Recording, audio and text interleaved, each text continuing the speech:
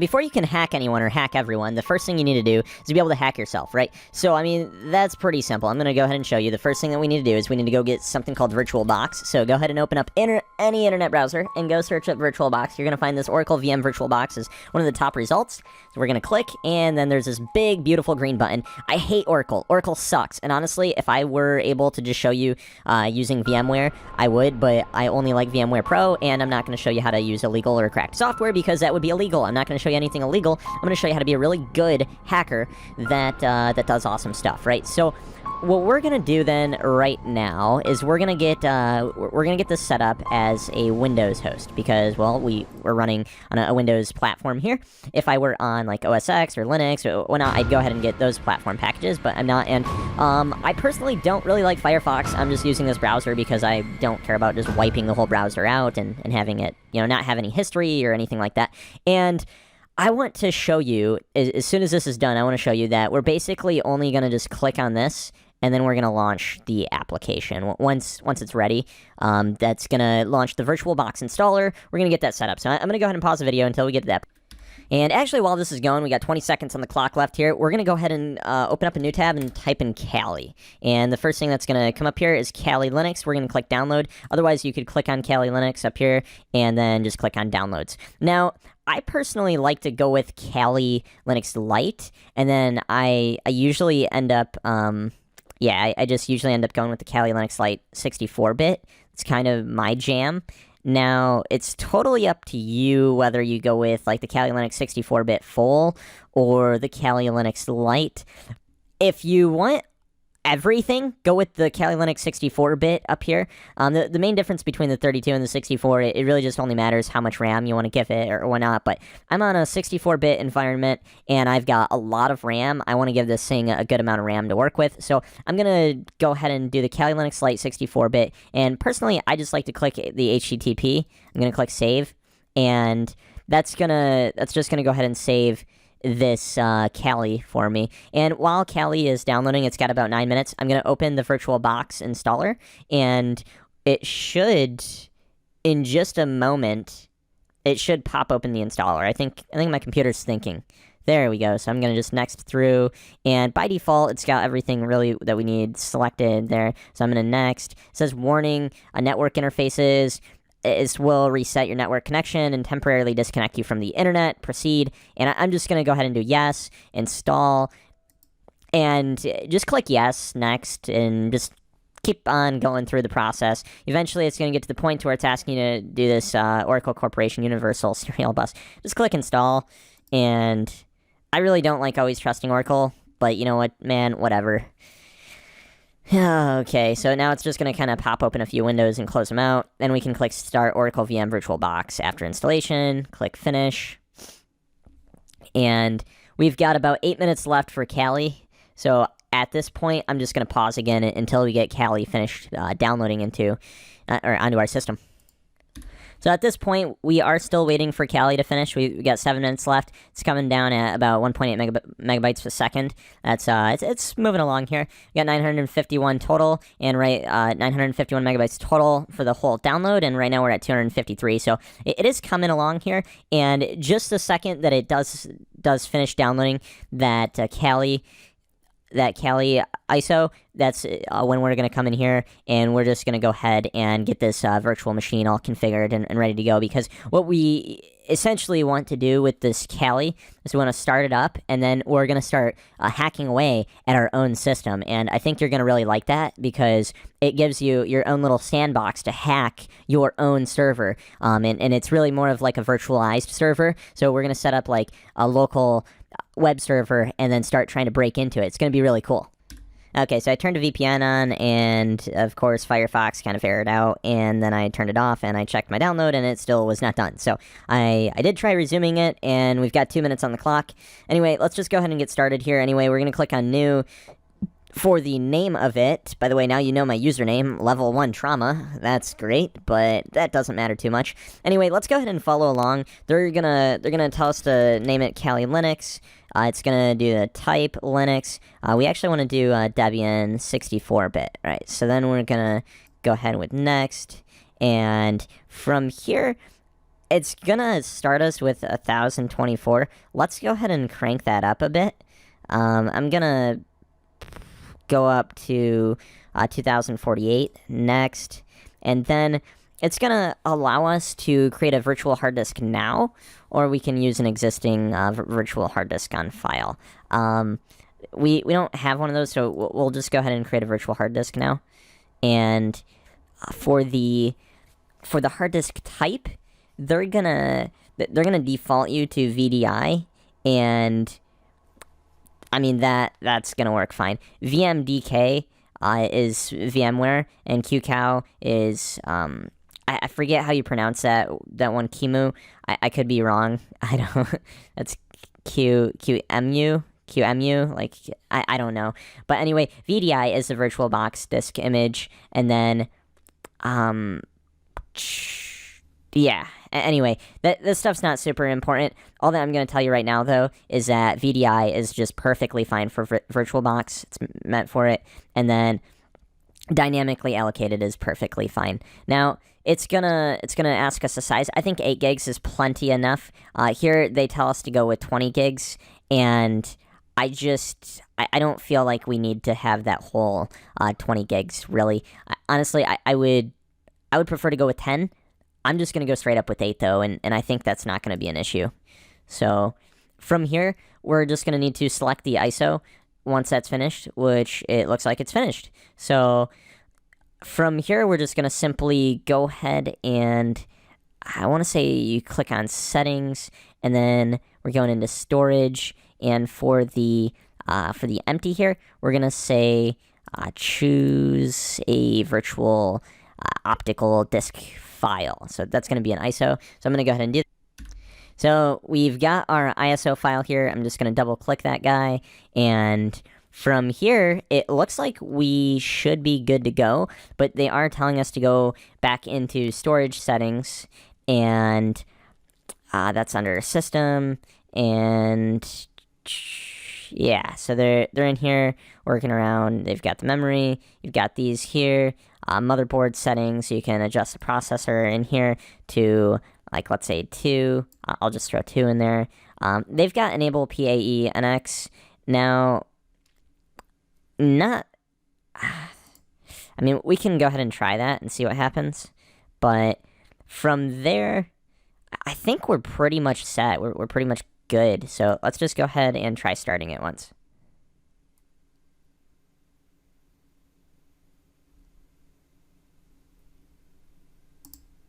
So right control key gets you out of it. I'm going to go ahead and do live AMD 64. And they do talk a little bit about networking somewhere. Like, you can go into the networking settings, and you can allow communication back and forth between your host machine. I don't know if they talk about it in this tutorial specifically, but you can see we're already up and running. It's root tour, so it's ROOT for the username. Password is TOOR. So we're going to use the default config, and here I don't think... Yeah, it doesn't allow us to do it in here, but if I go ahead and just full screen this, and then I'm going to go ahead and look under... Oh, where is it? There is an application you can launch to control the display settings, and I'm trying to remember, maybe... Oh, you know what? Right here. Here is the display. So we can pop this open and say that we want... should be able to do 1920. I mean, at the very least, I guess we could just apply this right here, like that. But that doesn't look very good, so I don't know. Let's go. No, that still looks kind of stupid. Yeah, let's close this out. They tell you that it supports mouse pointer integration, and then they also tell you that they've got auto capture keyboard. I'm going to close out these. And then for the size, let's go ahead and let's just work our way up, baby steps. Man, that's not perfect, but as you can see, you can definitely go ahead and just use the search tool to type in display and adjust your Kali environment to your liking. I would like to do 1920 by 1080. I'm not seeing a 1080 anywhere on here. I know that there's a way you can probably do it through command. So let me go ahead and find my internet browser. Where? Right here, web browser. It's getting a little bit late, so I am kind of tired. Bear with me. I'm going to try to make this video less than 15 minutes. If I can, start by going to Google. And from Google, terminal, Linux, change display resolution.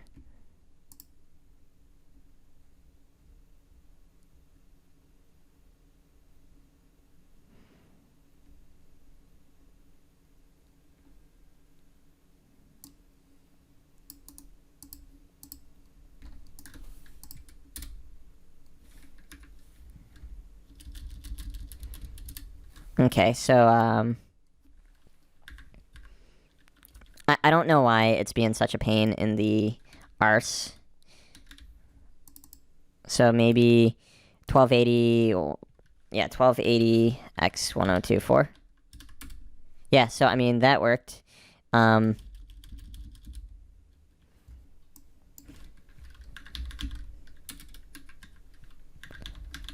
Not real positive why it's not letting me do that. So you can create a new resolution using CVT. Add a new mode to the existing list. Okay, so let's try this out. 1920 by 1080. And then they're saying that you can add this. Here, actually, let's just see if we can do this now. No, it's still not finding it. So we've got to add the new mode in with this command here. And then they're saying we have to add in this 1920 by 1080.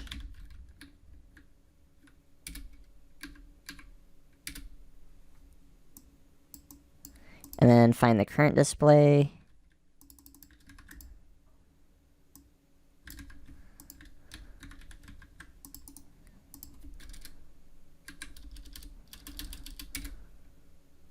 Okay, so yeah, there's virtual 1. And then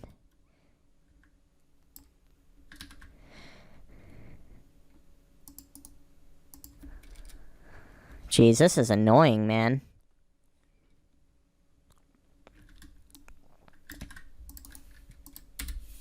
Okay, so this is what we've got so far, right? So we've got all this stuff up here.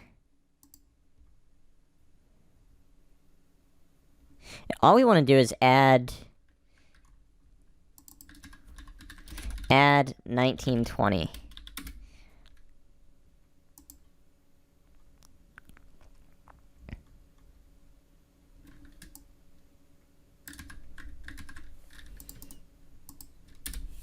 Okay, that worked.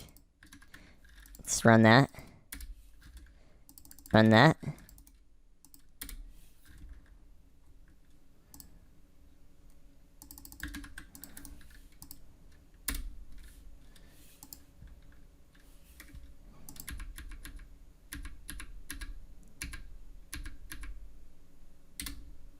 Are you kidding me? What am I doing wrong? Create the following file. Okay, hold on. You know, I'm gonna pause this because this is going over 15 minutes. You can definitely see the hardest part of hacking yourself is getting your damn resolution properly.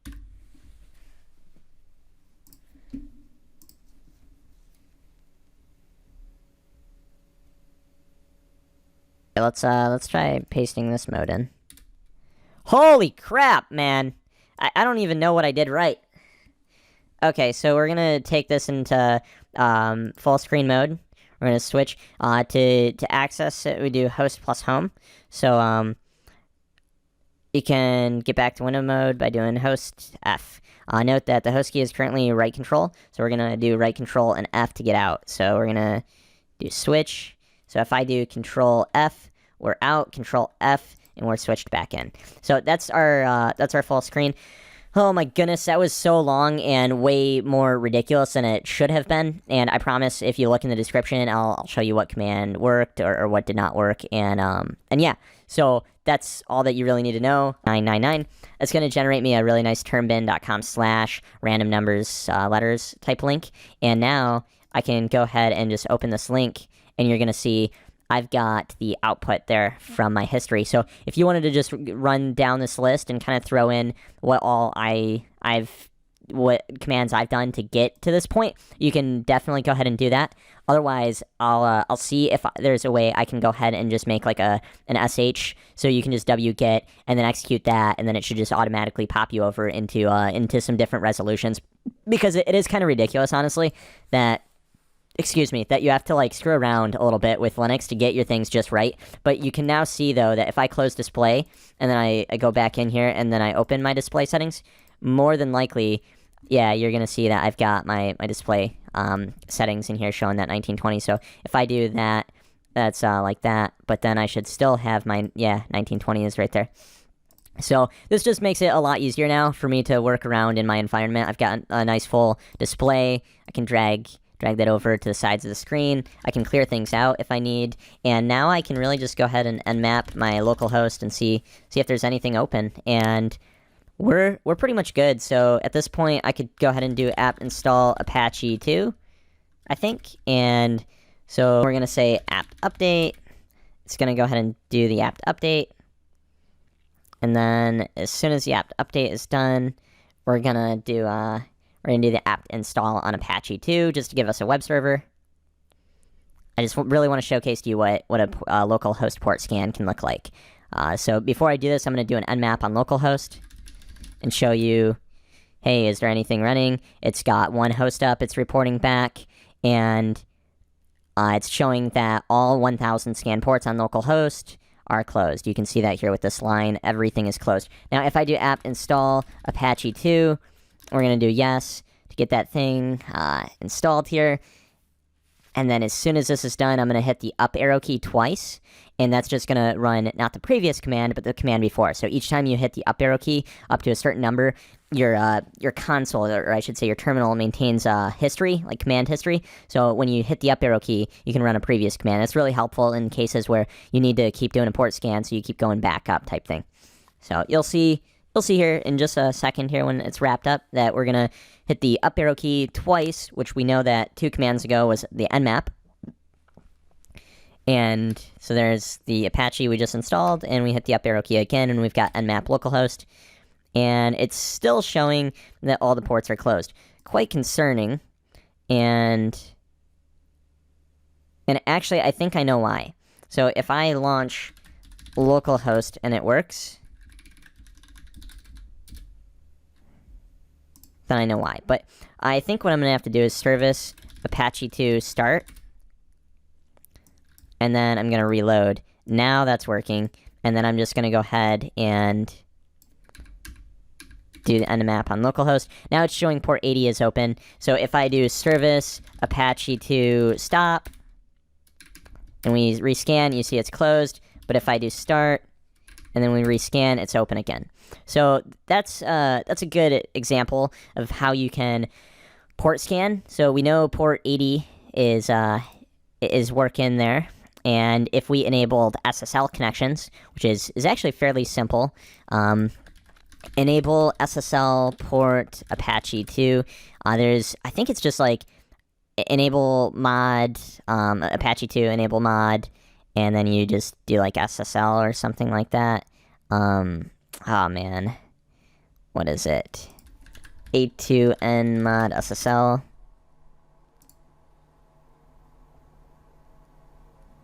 Right here. This should do it. So I paste this in. Module SS is already disabled. Oh.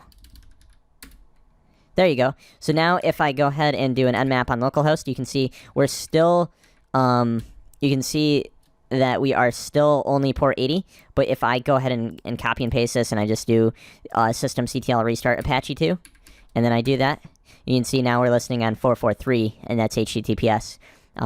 So then if we go back with that same disable and then, well, we could just up arrow key that and restart Apache again, and then we do another nmap localhost. Boom. There you go.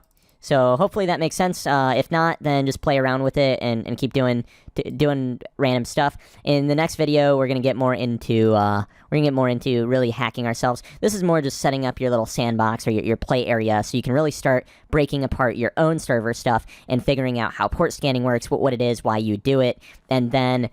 From there, we're going to start looking at what a typical server environment could look like. Maybe have SSH, like the SSH server up and running. Maybe play around with changing the default SSH port, or how we could honeypot port 22. And I think that overall we're off to a great start. So if I'm going too fast or too slow, or you have any questions, leave a comment down below. We're going to really try to get you up to speed on what hacking looks like, but also kind of how to play more of the defensive role while also learning the offensive tactics, okay?